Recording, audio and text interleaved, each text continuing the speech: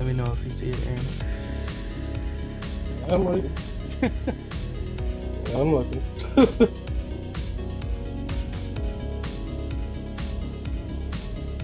Oh, there we go.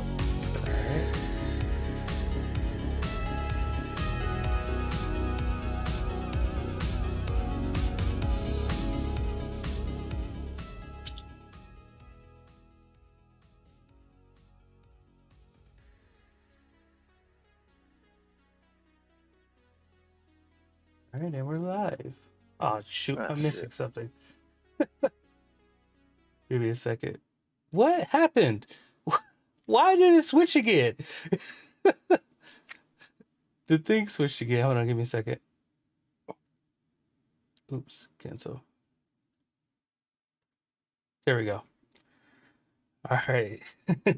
Now that we're done with I think we're done with the technical difficulties. Hold on, we're not done yet. Not done yet. My God. My God. There we go. All right. Now that we're done with the technical difficulties, welcome. I am Jacob, Mr. Also, and I'm joined by my partners in crime, Martez and Aaron. Don't call him Aaron; he'll turn green. We are the hosts of Saturday Morning Serial Podcast. We review and react to your favorite superhero video game news, shows, and movies. How are you guys doing today? We're good, man. How y'all doing? I am doing good. It's Saturday. It's May 1st. The sun is out, and let's see how long it lasts. All right, for real. Yeah, I'm doing pretty well. Got my second COVID shot. My arm still hurts a little bit. Haven't got any allergic reactions yet, so I guess everything's going well. Yes, I got my first yesterday. Arm feels like it's gonna fall off, but I'm still here. No tentacles, nothing wrong. So I'm good. I'm waiting for the laser eyes, man. I think that's gonna be my superpower. Y'all about to get that Isaiah Bradley treatment, man. Y'all better be careful. No, They're man, gonna have to declare y'all. No, I'll treat him like Sam.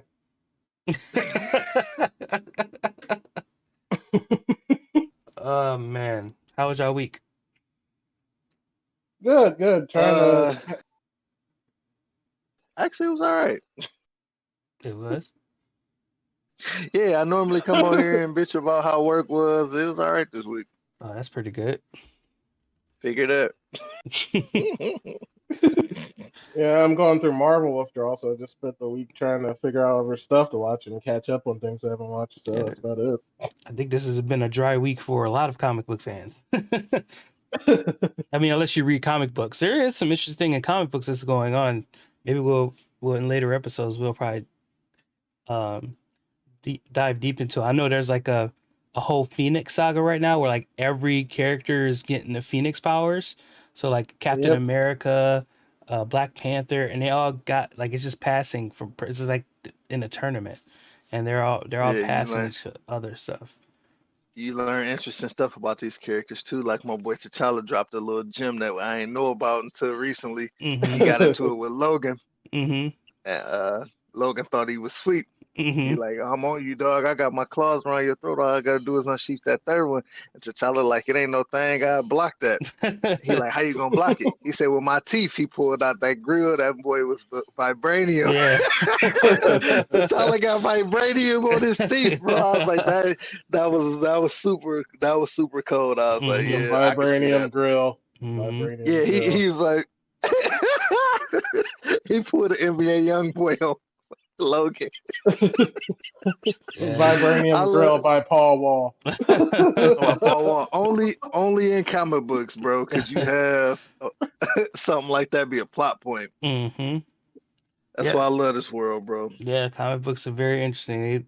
Like I said, we said before, like whoever wants the writer figures out who's gonna fight who and who's gonna win the fights, but it's very, very interesting. And I don't even know if they can even pull that into TV shows or movies or stuff like that. I mean, Phoenix Saga is already hard to tell in a movie anyway. You've seen 2 movies right now they tried to do it, so and they couldn't do it well. Yeah, how did you mess up the same thing twice? Twice. You wrote both movies. Ask the Fantastic Four people. They did a good job at messing it up twice. They messed it up 3 times, technically.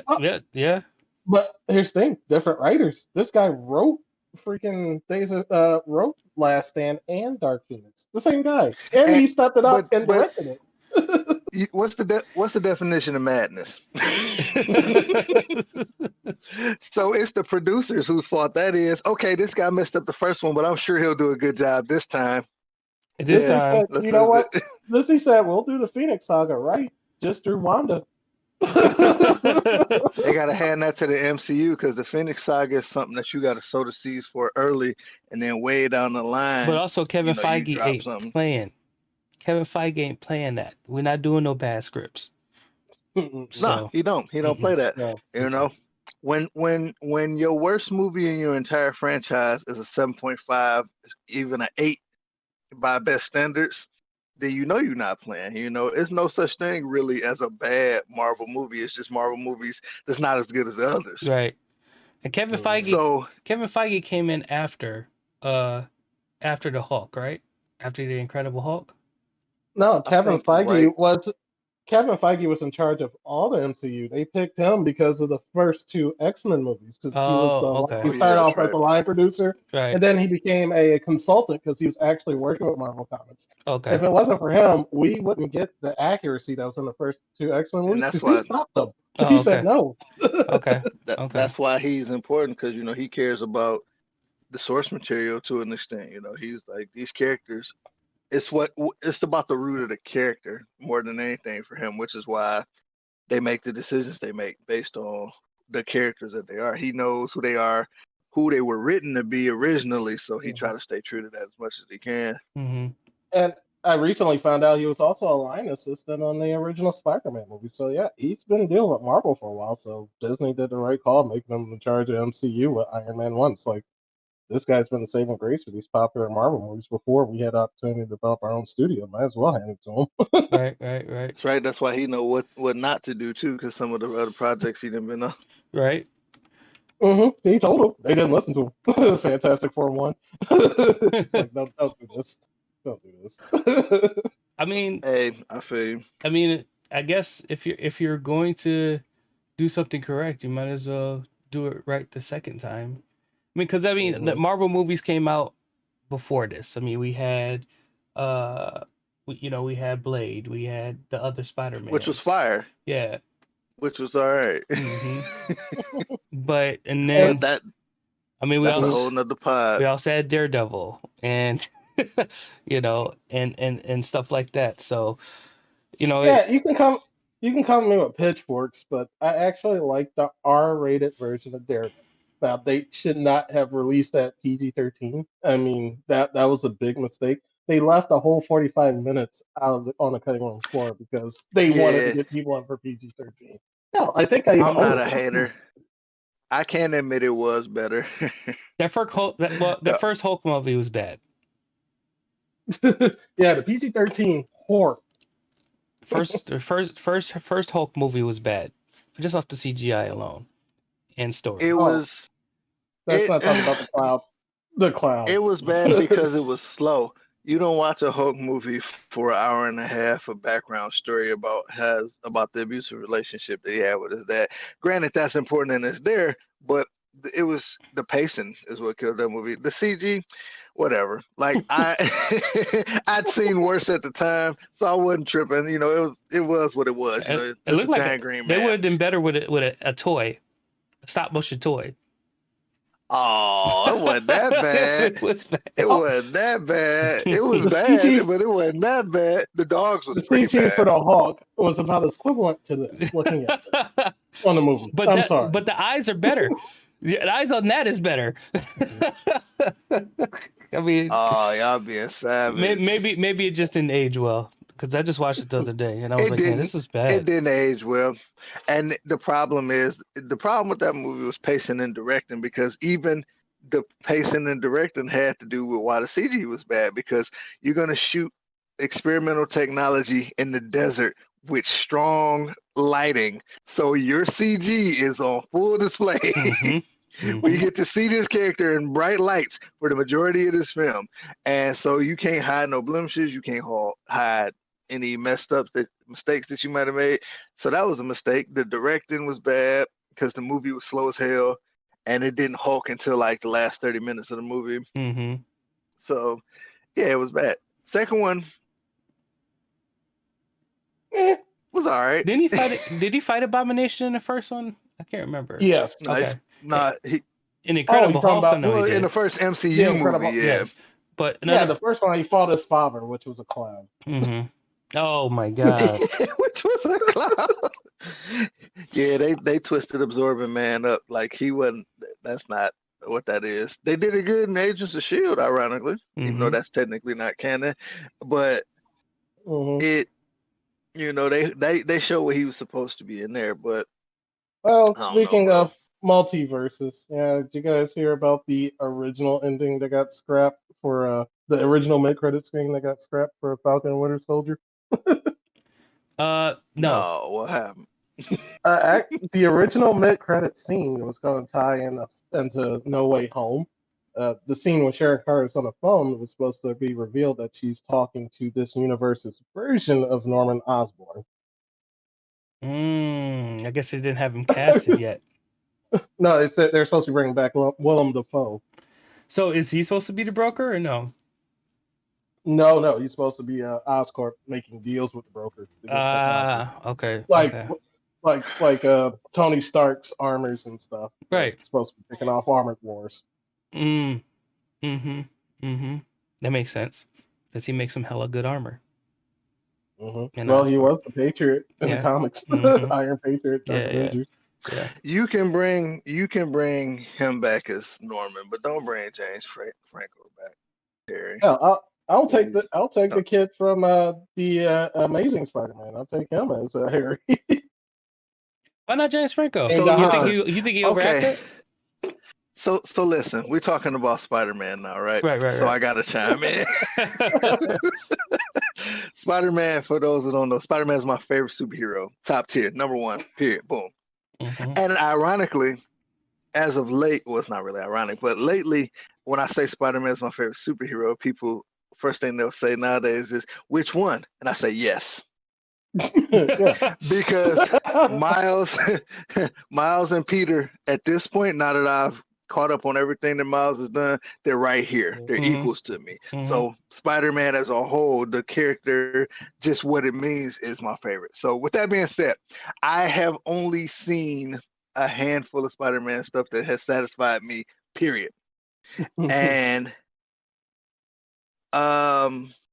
weirdo disease face goblin, okay, at the end of Spider-Man getting shoehorned in at the last second just to kill Gwen Stacy, which that scene was well done and heart-wrenching, but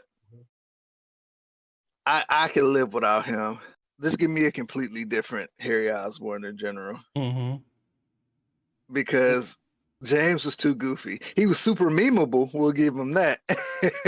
He was sitting in the theater looking down. That's, meme central.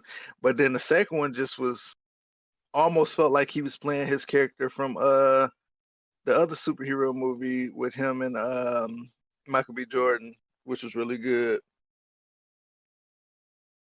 What's that movie called, where they Chronicle. Oh yeah, Chronicle. Yeah, almost felt like he was playing his Chronicle character. He just, it didn't work for me. So how are they going to explain this if they are bringing William Dafoe back in for Norman Osborn? Multiverse. No, I know that, but are they bringing the multiverse together or what? No, it's just same actor, different version. They did it with You don't. J. Jonah Jameson. You don't. Here it is. Oh, okay. They look the same. You don't. You just do it. Yeah, I agree. You don't explain it. You just do it. Okay. That's how you do it, because that's what they did with Pietro. But he wasn't Pietro. They didn't explain it. My theory is since they scrapped that mid-credit scene and they are getting William Dafoe back, I think what's going to happen, this is just my thoughts, and No Way Home, he meets the original movie version of Norman Osborn, who's a complete whack job at this point. Mm-hmm. And then when all that's said and done, he's like, let me check and see if my world has one. And that's where William Dafoe goes. Okay, that makes sense. But my Legit. thing is, if they tossed out that mid credit scene, are they changing up how they're going to do them? Is it going to be a 180 where instead of being bad, he's good, and it's his son that loses his stuff? Or maybe it was I too would like much to of a see that spoiler, story. I guess, because wasn't this supposed to come out next year? Falcon and Winter Soldier. No, it was supposed to come out last year. It was supposed to be the first show. Oh, That's why okay. the timeline seems off, because this takes place immediately after the blip. We can't call it the snap; it's officially the blip. Yeah. After the blip, and then it'll be WandaVision. So, due to filming and COVID and everything, they had to swap roles. So, Falcon was supposed to be first, which, and in my opinion, kind of worked out because, Wanda would have been great still. It's just been like a little underwhelming after watching Falcon and Winter Soldier. Right. And Spider-Man's comes out in December, right? And then Shang-Chi comes out in between there, right? Like in September. Actually, we get 3 movies. Yeah. Eternals come out in November. Oh no, we get 4 then, because you get Black Widow, Shang-Chi, Yep. Eternals, and Spider-Man. Okay. I was just reading an article. Kevin Feige, he is talking big stuff. He said, "Yeah, this movie might net Marvel their first Best Picture nomination." Like with Eternals. Yeah. That'll be good. That'll be a good look. Yeah, the director One can only hope. Best director at the Academy Awards over there. The person who directed Eternals just won the Academy Award for Best Director in the Motion Picture. Yeah. Mm-hmm. Well, as you know, the Guild and all of them, they only show a certain level of respect to us still in our community. So we'll see. They're like, oh, you can get best special effects or you can get the best soundtrack, but we're still just not accepting you into our ranks as actual films. I know Black Panther kind of got an Oscar because the costume designer won an Oscar for that. And they did get nominated for Best Picture also. Yeah. It did. It got the nom, and that was huge because that was huge on a lot of levels. You know, but chief among them being the fact that, you know, at the end of the day, it's a superhero movie, and it still got love. You know, on the highest stage. So one thing for Black Panther 2, I hope they go with a different CGI company. Just get the same CGI company that Captain Falcon and Winter Soldier had, because it did not look like a CGI guy was flying at all. Like it looked like a real character, a real person was flying. But that ending fight, ending fight. Still on the stream is the After Effects guy. Just say it. Okay, so one other question: worst comic book movie you guys seen? That was actually released. Okay, let me think about it. Because I could think of one off the top, but it wasn't technically ever released. It was a Roger Corman film. First Ooh, it's been some stinkers, bro.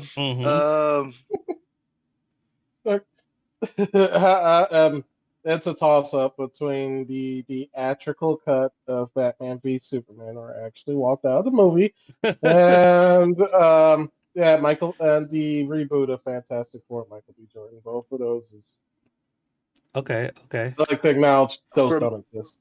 Okay. I'll double down on the Fantastic with you because that was I almost walked out of that. And Howard the Duck. Oh, Howard the Duck, bro. Okay. Terrible, bro. You going with the deep cut? You don't like duck boobs being exposed? 1986. Dog, duck titties, bro. Come on, man. But but with that, I think I'm just gonna double down on Fantastic because, bro, it was so bad, and it's the second chance.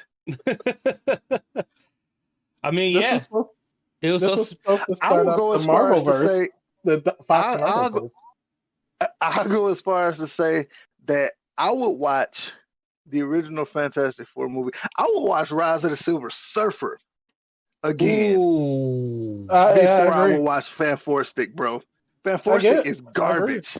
It is absolute garbage. I wanted to get my money back, bro. Like, that was trash. I went to go see it on release, and as usual, the person playing Johnny Storm did a good job. Exactly. Which, yeah. But at least in the original Fantastic Four movie, they had at least 2 out of 4 characters was done well. The guy who played the Thing, who's awesome, and I wish his show would have never got canceled because it was awesome too. The Shield. He killed Ben Grimm. Mm-hmm. Yeah, no, his show that he had a superhero show. What was it called, Aaron? Oh, with the family. The family. Yeah, I forget. Oh, No Ordinary Family. Yes, No Ordinary Family. Yeah, that was dope. Mm-hmm. I wish that wouldn't have got canceled. I thought it was dope, but he killed the Ben Grimm role. He killed the Thing. I loved him in that role. And Chris Evans, aka Captain America, aka any comic book movie I touch is gold, except for this one, was was the man as Johnny Storm. I liked Michael B. Jordan as Johnny Storm, but it's hard not to like Michael B. Jordan just in general. So right. Shout out to Michael B. Jordan and his new military thriller he got coming out. That's about to be dope. Actually, it's already out. I'm about to see. I'm It's about to watch already that out. this weekend. Yeah, it's a good movie. We're gonna have to talk about that soon. By But Tom he was Clancy. the only thing about that movie that was worth a damn. Everything else sucked. Everything else sucked. The story, especially the ending in the story, but it also came out like in the middle of the portal in the sky era, where every superhero movie had a portal in the sky. Everything is a portal in the sky. Yeah. And with that being said, we're gonna touch on another favorite thing. We already know who my favorite superhero of all time is, Spider-Man, right? Right. Tied for number 1 with the Joker for my favorite supervillain of all time is Dr. Doom. Yes. Well, probably one of the most because amazing Dr. Doom is Doctor Strange plus Iron Man. At the end of the day, that's essentially what he is. He's a mage and he is a technical genius. And nobody can seem to get this man right. Until now. Until Kevin Feige I'm doubling touches down. He's going to do it. Okay. Yeah, I think so. First, I got to cast him correctly. Second, I think he should have his own movie. And I'm just going to put that out there. He has to have his own movie. He should not be part of Fantastic Four. He should have his own movie. He should have his own film first and then interact with the others because his story is important. The way he came into his own. And it was just, it's heart-wrenching, bro, because the actor they got to play him in the second movie is phenomenal. He's a great actor. So I had so much hope. And then they was like, oh, nope, guess what? You basically got alien powers and your face don't move now. The fuck is that? Like, no, it's not a mask. I was crushed, bro. I was literally crushed. I was sitting in the theater with my fucking jaw on the floor. I was like, and he walking through the hospital looking like Escride. Just destroying people. I'm like, this ain't okay. And then you had Gillian McMahon, who I love, okay, and he couldn't even do it. It's just like, come on, man. You got to just get somebody who is charismatic enough that the ladies be like, damn, Dr. Doom, fine. Right. But also that you look at it and be like, but he's scary as shit too, though. Like, and they just haven't found that balance. And it's not really even the casting at this point because they've had 2 people who would have done fine. It's the writing. Yeah. Period. Yeah. You can't save garbage sometimes. No, you can't. Speaking of garbage, that was a bad year because I just looked up the release dates for Batman v Superman and Fantastic Four. They came out within a year of each other. Like a few months apart. Yeah. Like, it's like they were all trying to rush movies to get them out, but like forget the script, just get them out. You know what I mean? So another. Go ahead. Oh, I was gonna say, well, we learned with Batman v Superman, the script was out there. It was already done. It was called studio interference because, like I said, we got the Ultimate Edition, which added another 4, which is the Snyder thing now. We're gonna add an hour back in there that makes the story make sense again. It was bad, the theatrical release, but I am always a little more lenient on people writing who have to write with Superman involved because it's hard to write. It's hard to write gods. I mean, I'm not. But Superman isn't that hard. It's been done well now. Yeah, come on, he's not, bro. How do you write a story saying, "Hey, this dude can do anything"? What's he gonna face? He can do anything. And so His you have to kids. find a His creative way. kids. You gotta find a creative way to make a threat for him. The first Superman movie, the threat wrote itself. Oh, he's Kryptonian. He's basically a god, so he fights other Kryptonians. Okay, that's a threat. That makes sense. But you got old gravel voice, Orphan. That's the threat in this movie. And listen, I've always been that guy to say that if Superman decided that he wanted Batman dead, it's a wrap. Yeah, Period. right.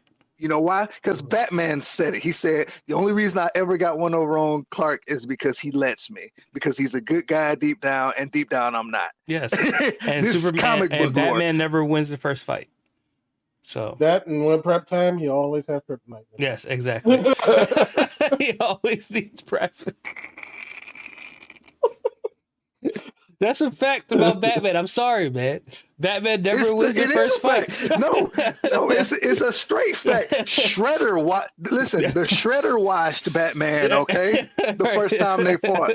Okay, Oroku Saki. Yes. Okay, this dude who get into it with 4 mutant turtles, okay? Washed Batman. He was like, okay, I see you got some skill, but you ain't never seen this shit here. And then he put Batman ass down. He was bleeding, coughing up blood. And Shredder was like, yeah, next time I see you, cuz it's over. And I was like, but it goes to your point. Yeah, Superman would have killed him the first time he saw him if Superman was that guy, right?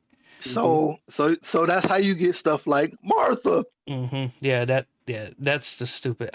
Because everybody calls their mom by their first name. Right. Everybody does that. Right. I'd be like, save Jackie. Don't be mad, mama. But they threw save Jackie. They threw everything but the kitchen sink in that movie, but Zod. Like they should have just had Zod come out of nowhere and just fight him too. They had, they had. I mean, everything. he was in it. I mean, yeah, he was in. He just wasn't alive. He was in it. He just wasn't alive. So I mean, they did. I do like that. They did Wonder Woman well. They introduced her as this mysterious, beautiful, powerful woman who you don't know much about, and then she just shows up as Wonder Woman during the battle. I liked it that they didn't. They weren't heavy-handed with bringing her in the world, but that was about it. that was about it. That was the best part of the movie was her and her theme song, which is stuck in my head forever. Yeah, now. that's a really hard theme song. It's the new Xena song, bro. Yeah. It is. It's the new Xena song because every time you see it,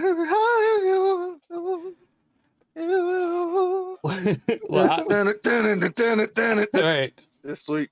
I don't know if I mean, I think I can top both of y'all's. And the worst superhero movie of all time to me is Steel with Shaq. Bro, listen, I don't even count that shit. It's Steel. No, it's bad. I'm just playing. But that's like counting Kazam. Well, no, bro. because Kazam was not a comic book, and Steel is a comic book. In movie. theory, yeah, I'd put it up in there. It top 5 easy. Top 5 worst superhero movies of all time, easy. Damn, if you want to go down that road, then anybody remember Supergirl from the 80s? Listen, okay, listen. But the thing is, I stand on the hill to defend Supergirl. But the thing I'm not about to do it. But the thing is, you can still watch Supergirl because it is still kind of part of the lore. Steel was not. It was a total fucking shit show. Okay, listen. I'll raise you Supergirl. Okay, I'll match your Supergirl, and I'll raise you Elektra. Well, yeah, Elektra was bad. I'll raise you Elektra with the superpowered jewelry. Okay. X-Men Origins Wolverine. But those aren't still worse than Steel. Come on, you cannot. You're right. Still's on both of them. But this a side bet now because you done went all in. Your pot's over here now. We doing side bets now because Still's up there with Howard the Duck. So and Van Forstick, that's top 3 easy. It's atrocious because there's nothing that works. No, the costume was ugly and stupid. Shaq can't act we know Shaq can't act. Yeah, sorry, Shaq, but I know that you don't even claim this movie anymore.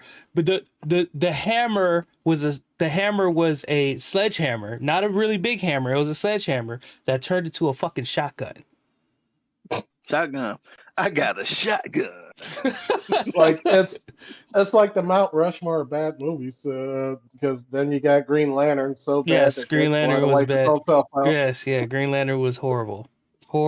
But see, here's the thing, and this is the thing, right? I would almost even go as far as putting Steel up there, higher than Fantastic, but it's tied with Howard the Duck for me, and this is why.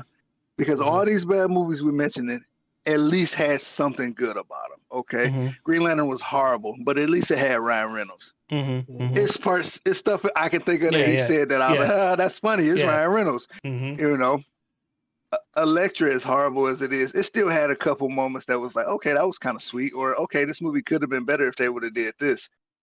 Howard the Duck and Steel are unsalvageable. No, there's nothing you can do. No, Howard the Duck, Steel, and Catwoman. Those are my top 3 worst movies of all time. Comic book movies of all time. I tried to repress that movie, man. That's why I didn't say nothing about Catwoman.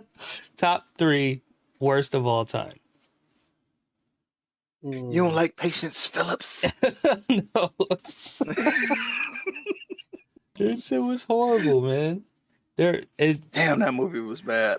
Yeah. I forgot about that. Like, I didn't. Like I said, I repressed it.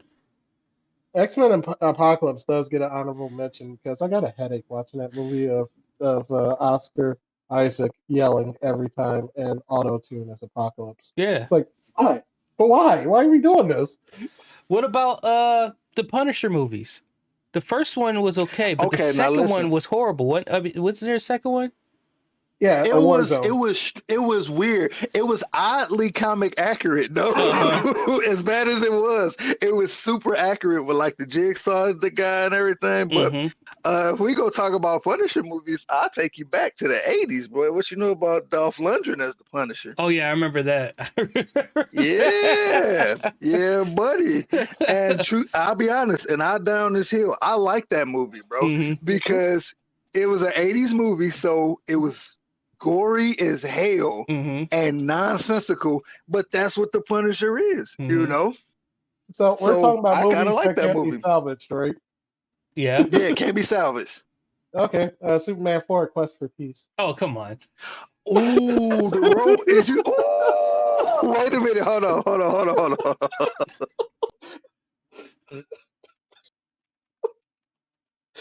Gotcha. Superman 4. Yeah, that was the last one. What's my man named Nuclear? What's his name? Nuclear Man. Nuclear Man. Yep. Yeah. Yeah, it's just they went too far with the movies. It was so bad. Margot Kidder said, "No, man, you can cut me out." Why he had Lex Luthor voice, bro? Like that's why he had Lex Luthor voice coming out of this Nuclear Man.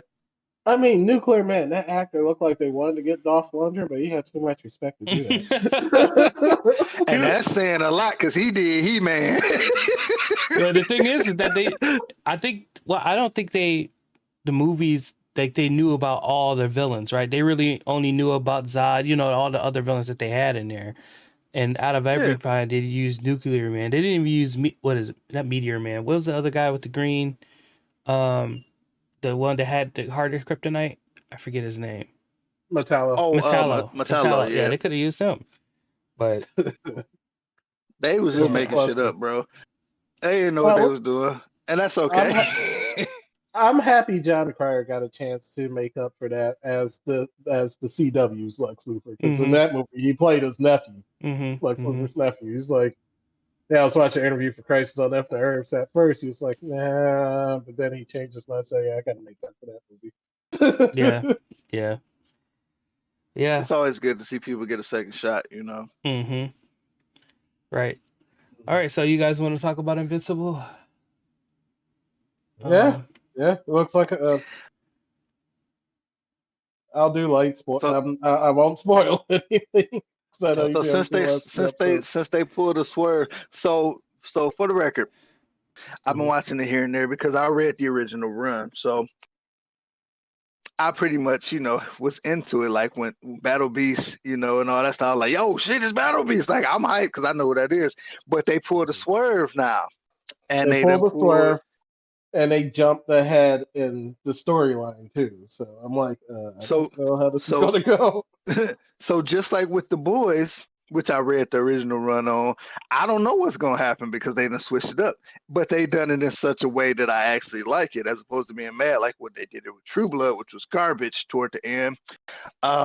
They switched it up in a way which is actually good. So I just don't know what's gonna happen. So I can't really even speak on it as much as Mr. Aaron. I'm gonna let him take the lead on this one because I don't know what's going on. Yeah, I don't know either. Like I said, they sped it up. They went so far ahead that Robot now has his human body. What? In season, wow, that's dope. That's crazy. Oh, spoiler alert, by the way. Spoiler. And yeah, pretty much Invincible found out about his pops, and he got a warning about his homeworld from what's his name? You brought him up against some horrible names, you know him. The one with Seth Rogen voices. Oh, the alien. Damn, I forgot his name. Yeah, you got. Damn it. Here, I'm gonna just look it up because I can't remember, and I feel like an asshole. But that's my dog though, because he got Super Saiyan powers basically. Mm-hmm. Well, not Super Saiyan, but he's like a Saiyan. Because he gets the Zenkai boost. Yeah, because he ran home, told him that he was accidentally going to Earth, and they were like, "Oh no, they're on Alan. Earth and ready to take." I don't know why I can't remember. Alan the alien. Damn. Yeah, he went back to Earth, and Alan spoke with Invincible. Now Alan wants to recruit him to help stop his people. Oh, like man. So for people who don't know, what is Invincible about? Martez, you're the expert. I'll let you take it away on that one. So, Invincible essentially is another dark Superman tale. It's one of those kind of stories. It's a third party where they explore the idea of what a Superman would mean to the world and what would happen if this Superman wasn't completely on the level, in the sense that truth, justice, and the American way wasn't always their motivation. What if they had other motivations, that we don't know about, which I'm not going to get too deep into because, like you said, I don't want to go too far in the spoiler territory. But what if they had a hidden agenda? Mm-hmm. And that's pretty much what it explores. Now, Invincible, the main character, is the son of said Superman.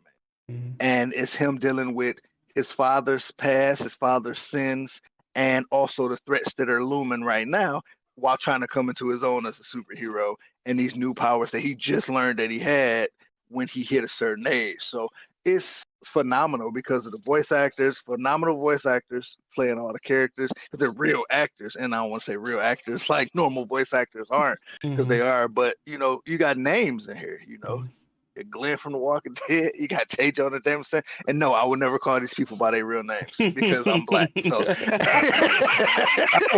Michigan strong. They're both from Michigan. Right? Yeah, yeah, they are. Looking strong. Yep. What's name's from not Dearborn? Was it Dearborn? He said that he used to live in Taylor. Glenn from Walking Dead. He used to live in Taylor. His parents still have the beauty supply store over on the east side of Detroit. They refuse to close it down. They're still there. All right. Yeah. So, yeah. So where are we at with Invincible now? Is it the season finale? Season 10? It's over with now. Okay. Yeah. So complete swerve on that one. I know in the comics that there is an Invincible War. So I'm thinking they want to do a live action movie, which is actually going to swerve the story as well in there. So I'm thinking all this is going to tie into the comic eventually with all these different Invincible curveballs here. Oh, okay. And it's dope. It handles stuff in a way where it's not a big deal. Like, there's inclusion. This is one of the underlying things about Invincible that I like. There's inclusion without putting it in your face, which is something we was talking about during the Falcon and Winter Soldier episode. Invincible is Asian. Mm-hmm. I mean, technically you would consider him Asian American, but his dad's not American. He's an alien. So he's alien. But he's Alien Asian. You know, Mm-hmm. he's an Asian Superman. That's amazing, but it's not something that they push in your face.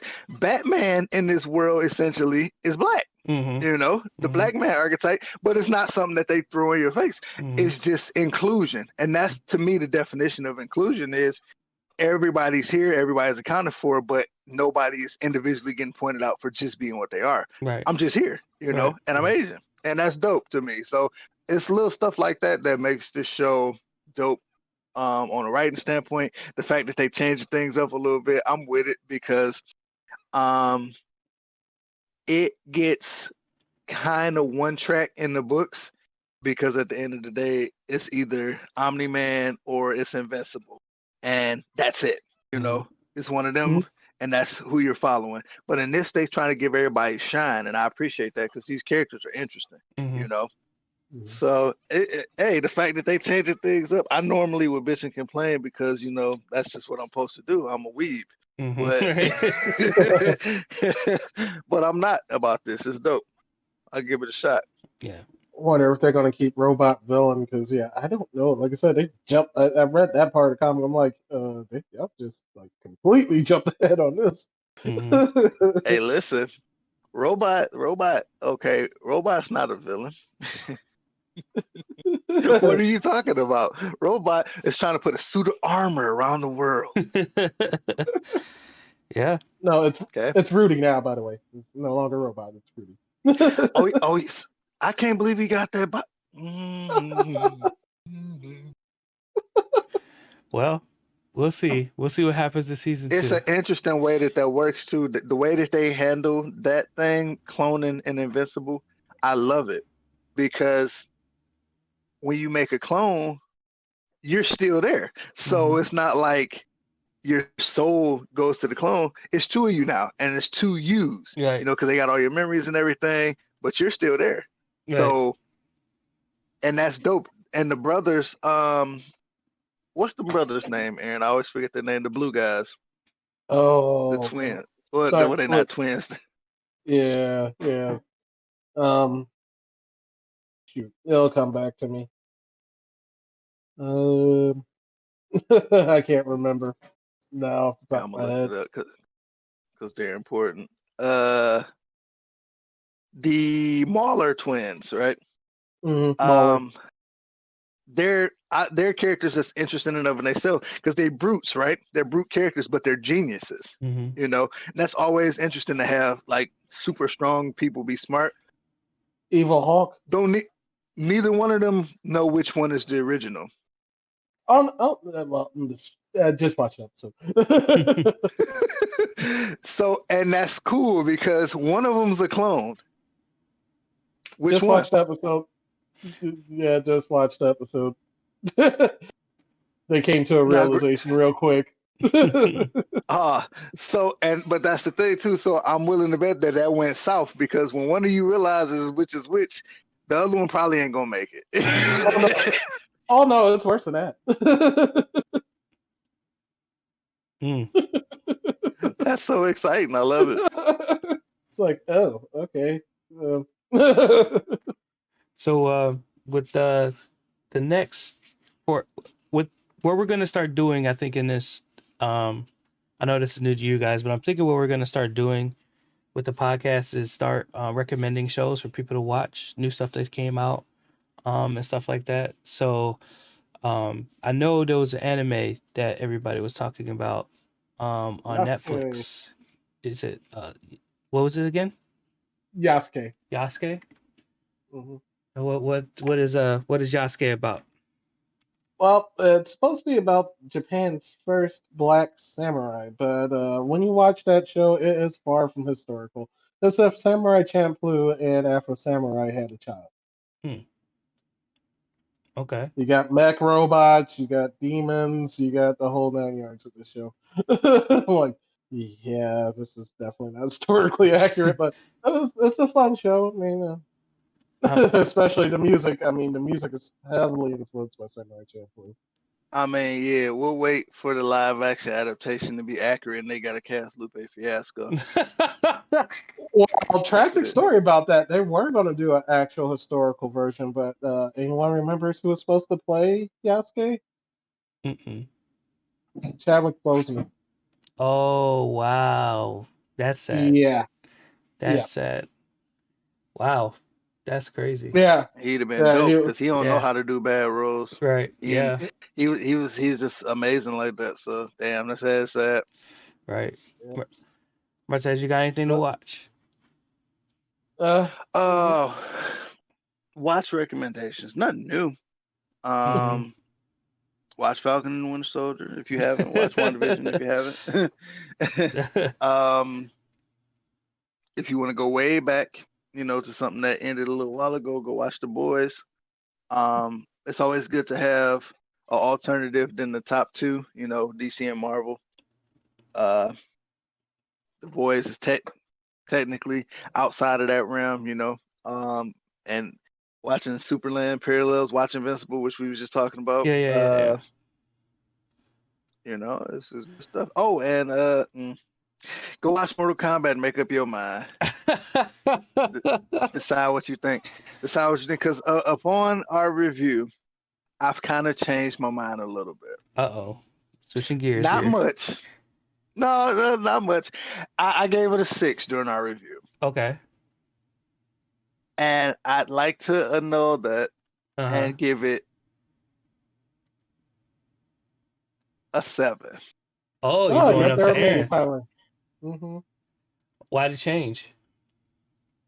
I watched it a couple more times, and even though all the issues that we mentioned are still present, I had fun. I had fun the second and third time I watched it. And the first time I was watching it for criticism because I was like, okay, I'm gonna review the shit out of this. But the second time I just watched it mindlessly and I had fun. So that's enough to add another point to it. So with that being said, go watch Mortal Kombat so we can get a sequel and hopefully they can do it right. So I talked about that movie with people who don't follow Mortal Kombat and know of Mortal Kombat, but only play the video games, but they don't really know the story.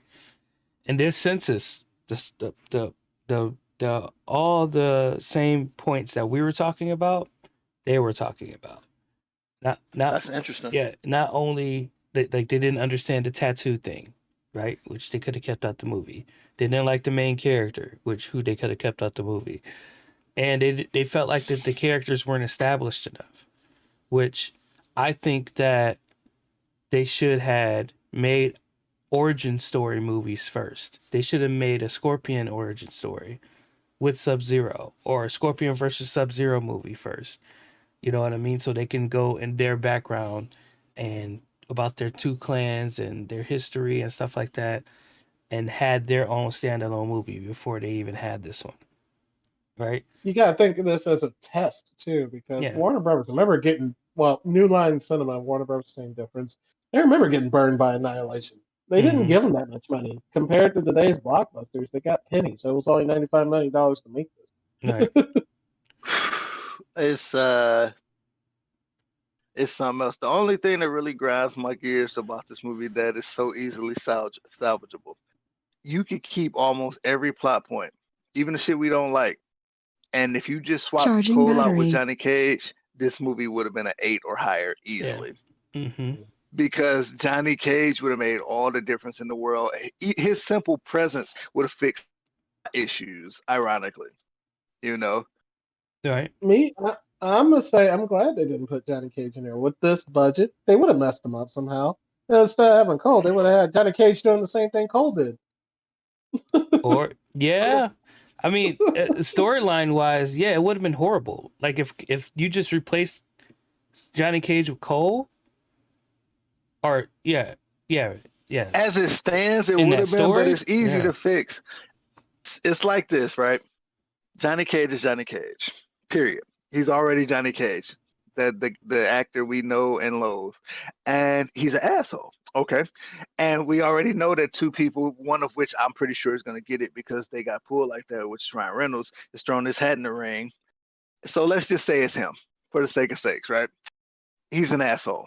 Okay, the movie starts very similar to his introduction in the original. That was awesome. It's awesome. He's whooping ass, and then you find out he's on a movie set. Except for it's a movie set. And Jax, instead of coming to the bullshit gym, he's on the movie set. Oh, I got a backstage pass. Whatever. He's there. He's fucking there, and he's talking to him. Johnny Cage is dismissive. Oh, you want an autograph? You're a little big to be watching my movies, asshole. It's Johnny Cage. It's awesome and it's hilarious and it would be entertaining the whole time. And then Sub-Zero attacks the movie set. And Johnny the whole time is thinking because he's stupid. And he's an asshole. Oh, what's going on? What movie they shooting? They shooting an Ice Age movie or something, And it would have made the movie just better just because that character is better, Now, granted, what Aaron said is 100% true. With the writing and capability that they have, they would have found a way to fuck it up. But it writes itself. Johnny Cage goes to meet Sonya at the trailer. He's talking shit about her house. Baby, you too fine to be living like this. I could take you away from all this. I'm Johnny Cage. You see this tattoo? And he has to have the tattoo on his chest, period. I know that's a new thing from MK9 up, but if he don't have a Johnny tattoo on his chest, I'm not sold, bro. That is necessary for my Johnny Cage now. So he talking shit to Kano. They fight Reptile. The same thing happens. And when they leaving, Kano about to leave, and Johnny Cage offers the money. You know why? Because he fucking has it. He has $3 million. Okay, he's like, I'm Johnny Cage, bitch. What's $3 million? Here, I'll pay you. You take us to go see shit, and and he whispers, and then maybe I can holler at old girl because of this. Dog, look out, Johnny Cage, dog. It would have saved a whole movie, dog. I'm telling you, and.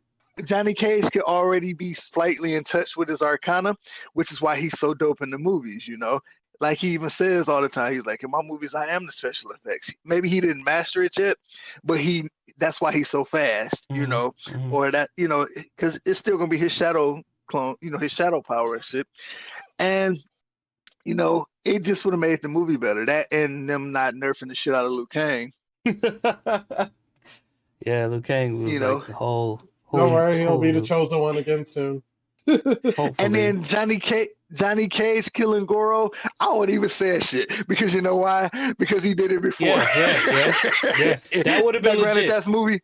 That would have been legit. I wouldn't even tripped. I'd have been like, oh shit, it's Johnny. Okay. From also, he'll be back. Goro will be back. from also what I saw too, and I think you probably noticed this watching it again. Shang Tsung didn't fight because I guess it was a throwback to since he was a top fighter in the video games, right? Like he was above Goro. Like he said himself, like I'm not gonna fight you guys until you defeat everybody else. You got to prove yourself. Yeah. So you got to prove yourself. So that's why he didn't fight that much. He's a former champion. Now Goro's the current champion, but he was champion before him. He just washed his hands of it because he was so dope. Shang Tsung don't have to fight. I just was disappointed that he didn't because of who they got to play him. Yeah. But you go cast this dope ass fighter. Yeah. I mean, the first Shang Tsung was dope as hell. You know what I mean? So, but at least he got to fight at the end of the movie. So you're mine. That's my dog. Was the man. Speaking of NetherRealm, yeah, you guys kind of excited that NetherRealm's in talks with Marvel for a video game here? Really? Yep. It's about to happen, Jay. It's finally about to happen, bro. Yeah, I don't. You ready? I don't think Disney. Marvel games. They're their own game studio after the debacle that was Marvel versus Capcom Infinite and the Avengers. Disney formed their own video game studio to monitor and make smart decisions to prevent those two type of games from happening again. One of the things they're doing, they're working with NetherRealm. I don't think they will contact them to do a solo Marvel game. I think it might be Marvel versus DC finally. Since NetherRealm is Warner Brothers, they have all the DC games also, such as Injustice. So that could be interesting. It could be Showtime. They should do it like how they did Street Fighter versus Tekken, to where they did Street Fighter versus Tekken and then Tekken versus Street Fighter. They should do Marvel versus DC and DC versus Marvel in two different styles. Just do it right this time. I could get with that. So they'll have a full 2D one and a full 3D one. Yeah, but I don't think Capcom would do that. I don't Oh. think they would even contact Capcom. They'll just be all NetherRealm. They'll make No, what I'm sense. saying, like because you're saying that Capcom did the Marvel games, so they Yeah, did they the did the 2D 2D ones. stuff. Oh, okay, Yeah, okay. yeah. I Okay. don't think Capcom would be part of that. I mean, Marvel had. I mean, they didn't have fighting games per se. They did have X-Men, didn't they? 1 second. But did Capcom make that? No, Activision did. Oh, okay. Right, because I know they did have some 2D fighting games, but Yep, X-Men Mutant Academy was done by Activision. That was a good game. A lot of people forget about that. mm-hmm. Okay. Since we're on news, do we got any other news? Let's see. Lucifer season 5B comes out later on this month. So Lucifer. Okay, is that the last season, right? no, that last season comes out next year. This is the finishing up season 5. They They're got a finishing six season 5. coming. Got you. Yeah, because it got canceled because of COVID, right? No, they were planning on actually ending it with Oh, 6. okay. Now, Like I said. Go ahead. Did they? Oh, okay. No, keep going. Sorry. Yeah. I don't think Netflix wants to keep doing deals with companies that have their own streaming service. So I think that's why they went out the door too. Lucifer's Like, with. Lucifer is a DC comic. Oh, okay. Gotcha. Yeah. Okay. Yep, they did have that crossover on Crisis on Infinite Earths. Right. So they're probably gonna resume it on HBO Max. I don't know. The cast members acting like they're moving on. So Okay. 6 years is good too. So I wouldn't do that. Right. What else? What else you got? Let's see. Anything else? So- Yeah, Captain America 4. He heard Lucifer. He probably has something to say about that one. Oh, No, I definitely don't. And it's for a reason that you guys probably wouldn't expect. Why? And I'm back. I'm sitting back down. Okay. I'm accepting of a lot of things, right? I just have trouble watching the show where the devil's the good guy. The crazy thing So is I haven't that, watched it yet. to be honest with you, I watched 5 episodes of season 1 of Lucifer. Yeah, and I just couldn't get into it. Oh, I love that show. Now they got Dennis Haysbert playing God. Yeah, maybe later, but my news hasn't been 100% confirmed, but I got a feeling a lot of different outlets, and these are pretty reputable places, have done some interviews with former or current BioWare people. And they've been letting shit slip. And I am almost 100% confident that a KOTOR remaster is going to get announced on the 4th. Like a remaster, they're going to update the graphics and stuff. It's not going to be a remake because that's a lot of work. Even though they could. The source code is lost. I think it's going to be a remaster for that game, isn't it? Yeah, they lost the source code. For the second one. I thought it was for the second one that they lost it. Well, it might have to be a remake then. Let's say they lost the source code for that game. Which is fine too, because the combat system was whatever anyway. It was the story that was what everybody, liked about those games. And I got a feeling that announcement is going to happen for us on the 4th. And note to all you game developers out there. Make sure your studio, if you're developing for a different studio, make sure they have a backup. Right. Always. Right. We lost too many games. Right. When is it's not that hard, people. When is that Ninja Gaiden game coming out? Or the Ninja Gaiden collection? Never. Never. They're not ready for the smoke. Never. They had to use the Sigma version of Ninja Gaiden 1 because horror story. They lost the coding for Black. For Black, yeah. But Sigma was still good. Sigma was good. So, but yeah, Black was that game was the shits. Let's see, when is it coming out? Even though I have all the games. Well, I never played the third one because it came out on the Wii. Like, I'm alright. No, actually, no. The third one. You talking about Razor's Edge? I know they did 3 Razor's Edge. They eventually came out.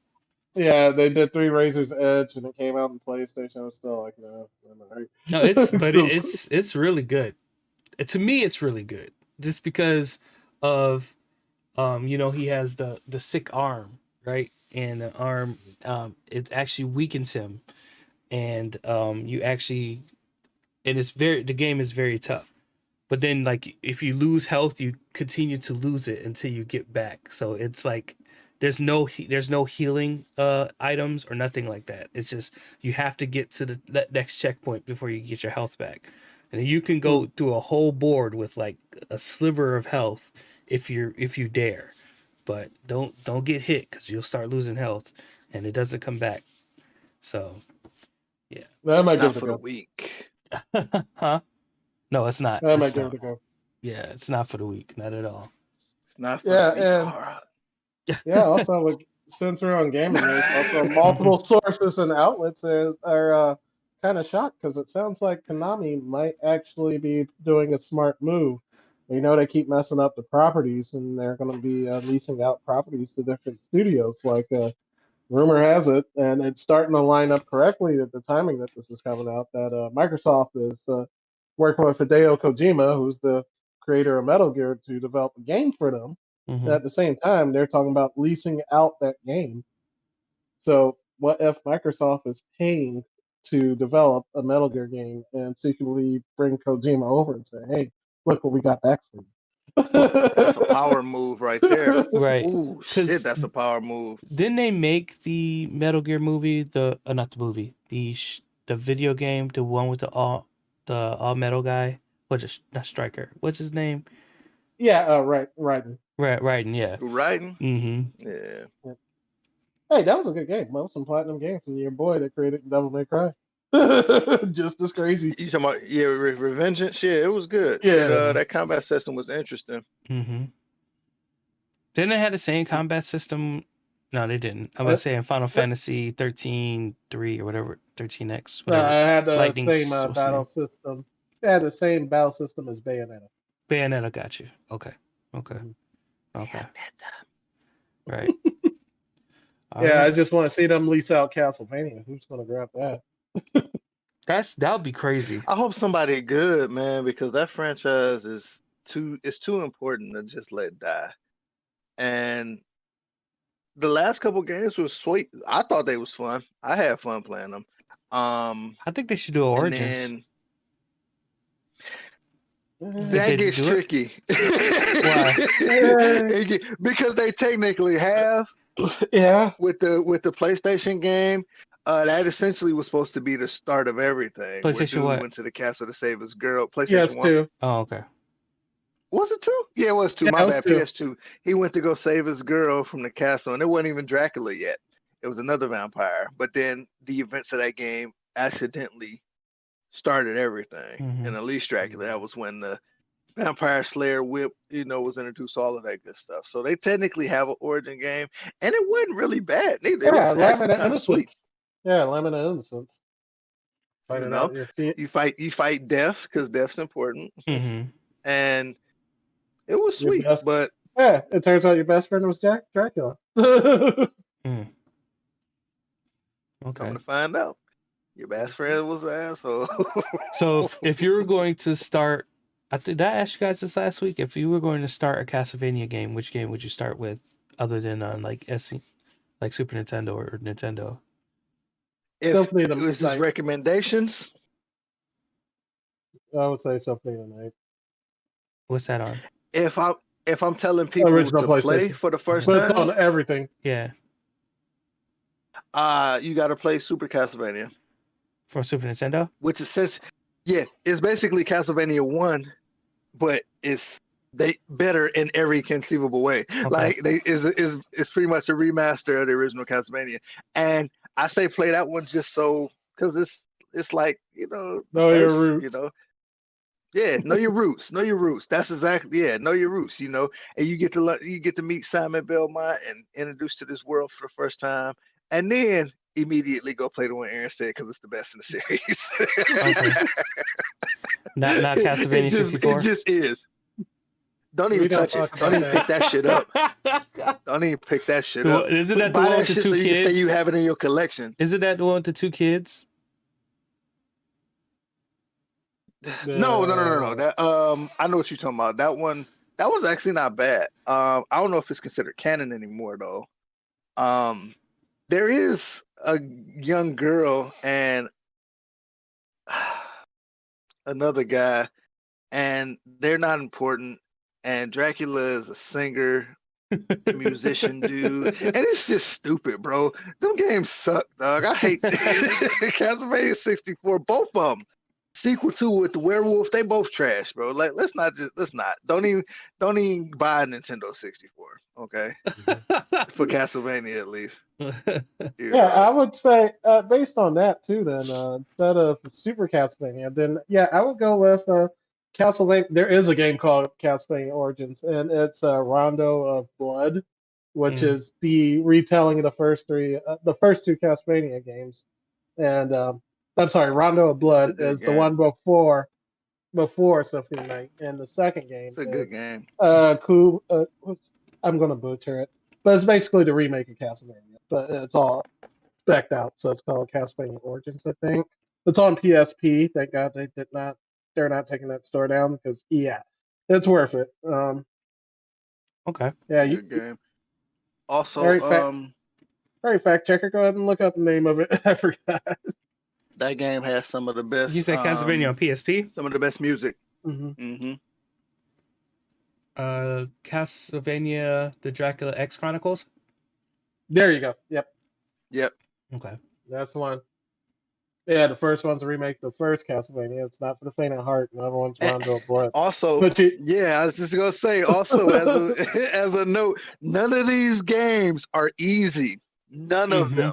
They're all challenging. Granted, the PlayStation 2 games are a little on the easier side because they're highly 3D action games, so they're easier than the others.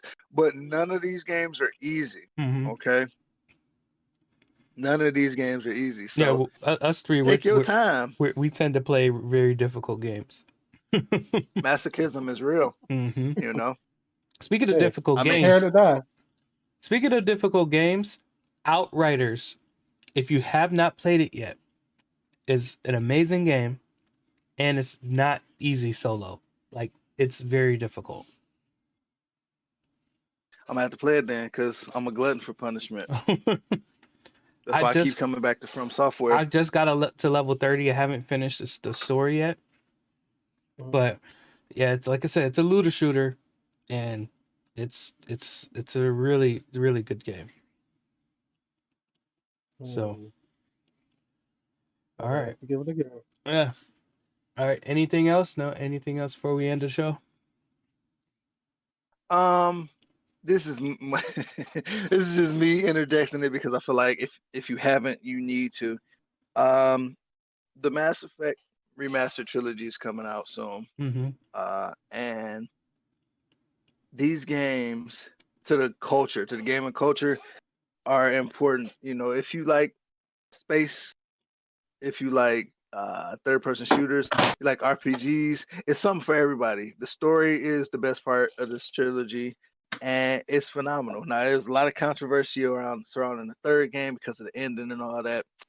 That's neither here nor there. The journey is more important than all of that. You know, if you haven't picked up this franchise before, you owe it to yourself to just dabble in it. Look, see that? Facts. Okay, it's totally worth picking up. You know, I played through all 3 of these games myself. On my old channel, I had a playthrough of the entire first game and was starting to play through the second. I may revisit that when this remaster drops and stream those games live. It's totally worth it. So if you don't want to spend the money to do it, putting some out so you can experience it. Only thing. What are your thoughts on Andromeda? Yeah, did you play Andromeda? Yeah, I played it. It's and I'll say this about Andromeda. Andromeda is not a bad game. A lot of people treat it like it's a bad game. It's not. not a bad game. Arguably, combat-wise and mechanic-wise, it may even be superior to the original trilogy. Mm-hmm. Where it fails is the story, and that's the most important thing about Mass Effect. The story and the characters are boring and lifeless. It's Mm-hmm. just flat. It's like they tried to touch on stuff from the original trilogy. They tried to bring these character archetypes back, but forgot what made these characters, work in the past. Oh, I got a Turian character that's a badass. Yeah, but that's not all Garrus was. Mm-hmm. Oh, I got a badass. No, it don't work. Oh, we got the people with the biotics. Okay, everybody got biotics. So like they didn't build these people in the right ways. And then the universe that it was in, or the galaxy, quote unquote. The enemy and their motivations was weak.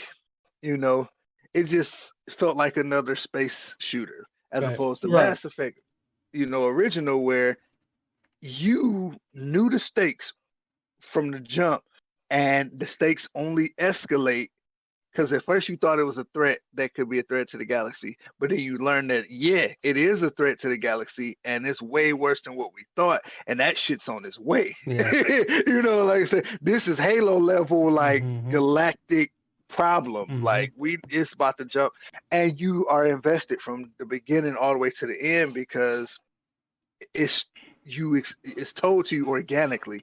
You experience all these things without it just being shoved in your face. Up, you're in Andromeda Galaxy, and these are enemies. Role play. No, don't Right. I'm work like still that. worried about Mass Effect 4 though.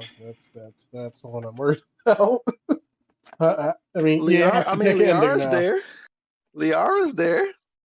Yeah, but And we all, Mass Effect 4, they have to pick an ending to be canon.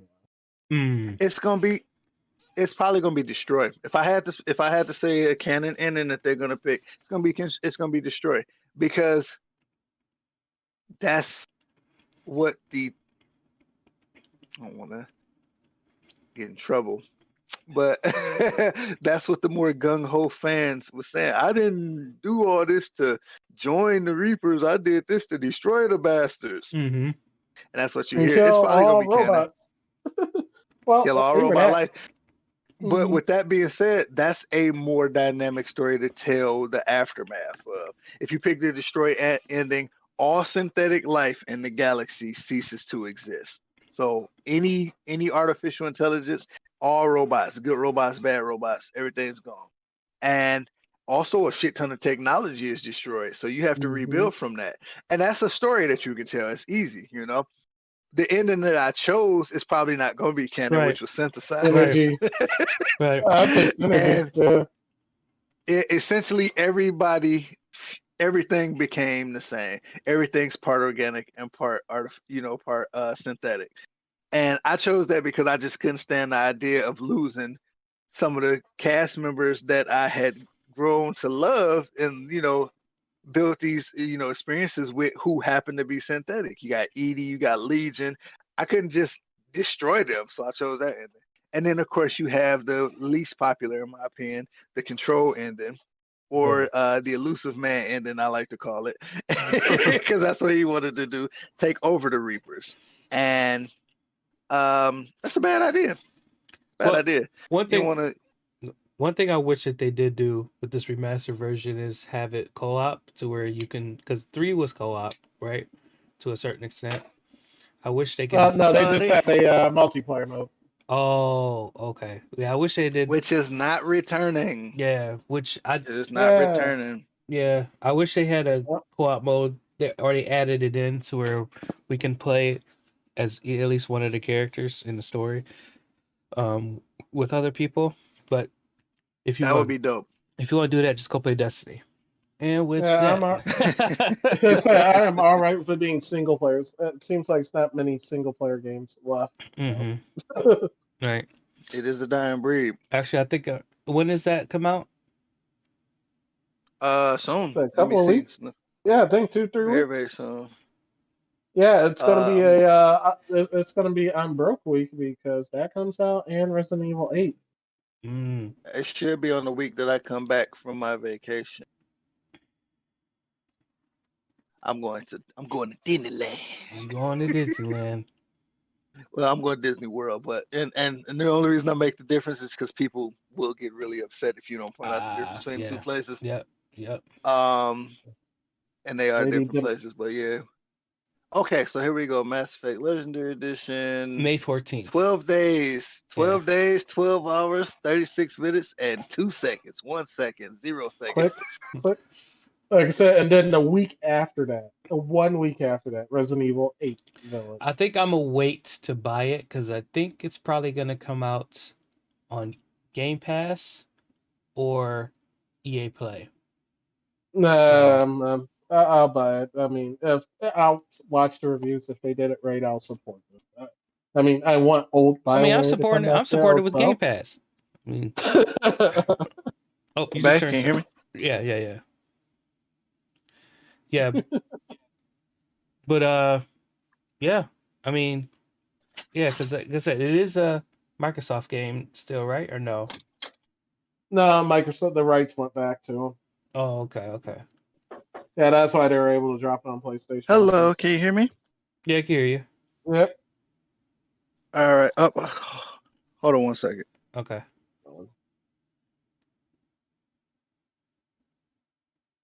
Getting behind the scenes footage today. Oh, it is. So on EA Play, it's gonna be $53.99. Yeah. So. Oh, it's gonna be optimized for Series X too, which is nice. It means it's gonna be 60 frames per second. Yep. And I'm going to replay the heck out of all three of them. All right. So I think Martez is still. Martez, you there? I think he's actually on the phone with someone. So Oh, okay. blooper reel, everyone. Blooper reel. Oh yeah, he is on the phone. All right, so we're gonna just end it there. So thank you guys for watching. Remember, we're here live every Saturday morning, like a '90s cartoon. Don't forget to comment, like, and subscribe wherever you're watching it, either on YouTube, Facebook, or any other platforms. We are, and I am going to start uploading this podcast to Apple Music and other streaming platforms pretty soon. Martez is glitching out. It's pretty crazy. No, I'm watching on Facebook. He's not watching out. Yep, there he goes. Yep. But like I said, thank you guys for watching. And then we'll see you next week. If you're live on YouTube, we'll see you guys then. All right. And where can I find you, Jacob? Huh? Where can I find you at on social media? They can find me at Jacob Martinez or the real Jacob Martinez on Instagram, Jacob Martinez on Facebook, or Mr. Also Gaming on Twitch. Where they can find you? They can find me AVH313 on Twitter, or you can find me on Twitch, Phoenix_Force 313. Martez, if you can hear us, where can they find you? Can you guys hear me? Yes. Where can they find you on social media? What's there? up, everybody? How am I looking? Silly as hell. Nah, they canceled. All jokes aside. Anyway, sorry about that. My DoorDash was calling. They was lost. Oh, okay. You can find me at Dark Morpheus ASMR on YouTube, Twitter, and Instagram. Don't follow me. Listen to some dope role plays, and we are the best. Okay, if you see any other Saturday morning cereal, make sure you report them. Don't do